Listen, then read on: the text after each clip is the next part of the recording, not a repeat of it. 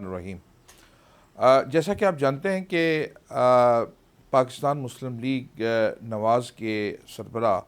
میاں نواز شریف پاکستان میں تشریف لا چکے ہیں اور انہیں اسلام آباد ہائی کورٹ نے ایک پروٹیکٹیو بیل بھی دی ہے جو 24 تاریخ تک ہے۔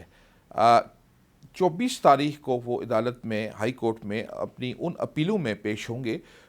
جن میں انہیں ایبسکونڈر ڈکلیئر کیا گیا تھا، اور جو پہلا سٹیپ ہے وہ یہ ہے کہ ان اپیلوں کی بحالی جو ہے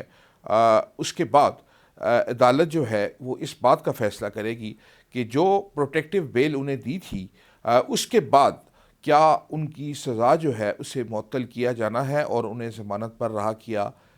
جائے گا یا نہیں۔ قانون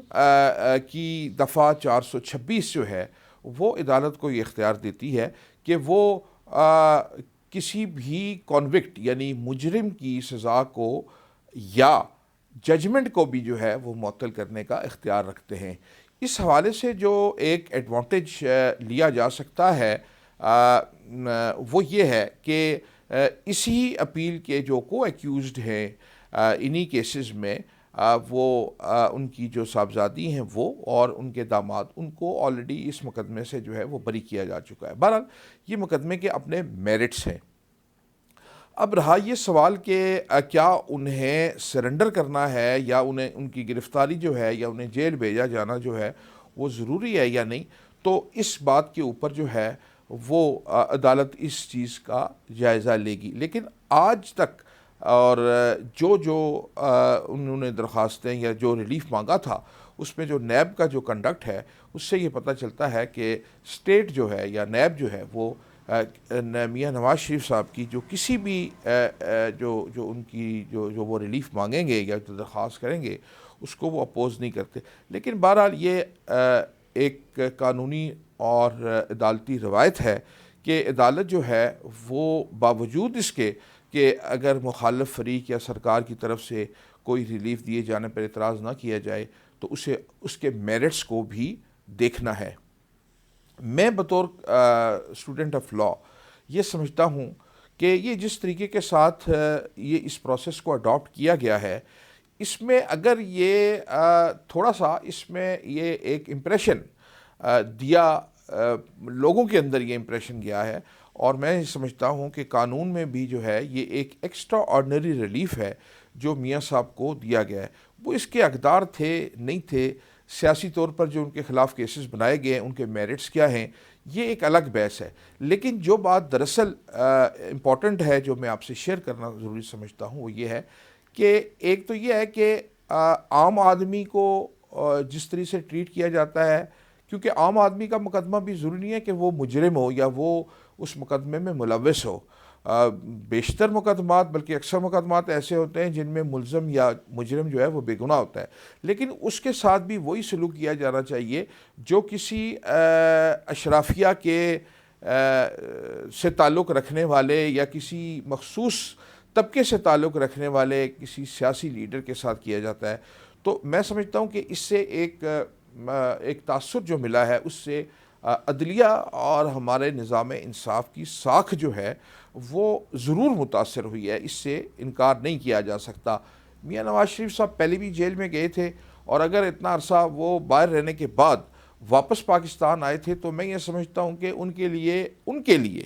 کے لیے سیاسی طور پر بھی ہمارے نظام کے لیے بھی اور ادروائز بھی میرے خیال سے یہ بہتر ہوتا کہ انہیں نارمل کورس کے ذریعے سے ان کو اگر ٹریٹ کیا جاتا تو یہ ان کے لیے بھی سیاسی طور پر بہتر تھا، جس طریقے کے ساتھ ایئرپورٹ پر ان کا بایو میٹرک کیا گیا اور وغیرہ وغیرہ۔ لیکن بہرحال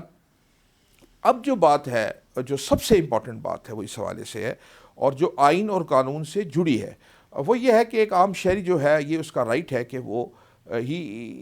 اپنے ووٹ کا استعمال کرے، آزادانہ استعمال کرے، اور پھر یہ بھی اس کا رائٹ ہے کہ وہ چوزن ریپرزنٹیٹیوز کے ذریعے سے ملک کے اندر جو ہے وہ ایک گورننس کا نظام ہو۔ اس کے ساتھ ساتھ آرٹیکل 213 اور 212 جو ہے وہ بڑے واضح اور صاف انداز میں الیکشن کمیشن کے اوپر یہ ایک آبلیگیشن ہے کہ وہ ملک میں فیئر اور فری الیکشن کروانے کا ذمہ دار ہے، اور یہ تو ہے قانون کی بات۔ لیکن اس کے ساتھ ساتھ میں یہ سمجھتا ہوں کہ ہمارا ملک جس نازک صورتحال سے گزر رہا ہے اس صورتحال میں سمجھتا ہوں کہ ہمارا ملک، ہماری ریاست اب اس بات کی متحمل نہیں ہو سکتی کہ کوئی ایسی چیز سامنے آئے جس سے یہ تاثر بھی ملے کہ ملک کے اندر آنے والے جو انتخابات ہیں وہ کسی طرح سے بھی جو ہے وہ جانبدار تھے اور وہ غیر جانبدار نہیں تھے، یعنی وہ کسی ایک فریق کو جو ہے وہ ڈسکریمنیٹ کیا گیا ہے۔ اور اگر ایسا ہوا تو میں یہ سمجھتا ہوں کہ یہ جتنی ایکسرسائز ہو رہی ہے یہ میاں نواز شریف صاحب کا پاکستان آنا، یہاں پر الیکشن کا انعقاد، اس کے لیے تیاریاں، حلقہ بندیاں وغیرہ وغیرہ، جتنی بھی صورتحال ہے، میں سمجھتا ہوں کہ it will be a futile exercise, جسے ہم کہتے ہیں کہ ایک ایسی ایکسرسائز ہوگی جس کا کوئی حاصل نہیں ہے، بلکہ یہ معاملہ جو ہے یہ دراصل ہمارے اس ریاستی نظام کے لیے یا ہمارے ملک کے لیے بھی جو ہے یہ کوئی نیک شگون نہیں ہوگا۔ تو میری جو ارباب اختیار ہیں، میں جو چیز شیئر کرنا چاہ رہا ہوں کہ ہمارے جو ارباب اختیار ہیں ان کو اس بات کو سمجھنا ہے کہ ان کے مفاد میں بھی یہ بات ہے کہ انتخابات جو ہیں، اور میں یہ سمجھتا ہوں کہ اگر صاف اور شفاف انتخابات کے ذریعے سے کوئی حکومت جو ہے وہ اگر معرض وجود میں آ جاتی ہے تو میں نہیں سمجھتا کہ وہ کسی طرح سے بھی کسی بھی ادارے یا اداروں کے لیے یا ریاستی اداروں کے لیے جو ہے وہ کوئی خطرہ بن سکتی ہے، کیونکہ بہرحال یہ ایک زمینی حقیقت ہے کہ ہمیں اس پروسیس سے گزر کر ہی جو ہے وہ حتمی طور پر یہ بات کہی جا سکتی ہے کہ کوئی بھی منتخب حکومت جو ہے وہ با اختیار